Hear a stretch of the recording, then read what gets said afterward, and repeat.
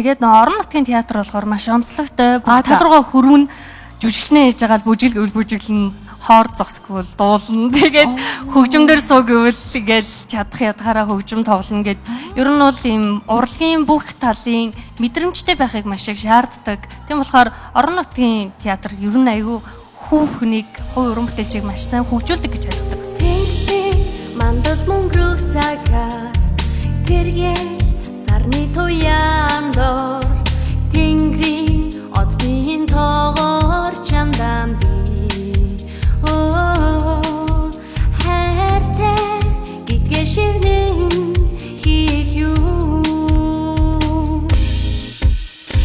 сэн бэ нөө амрахын шинжил алтрахын шинжил сэн бэ нөө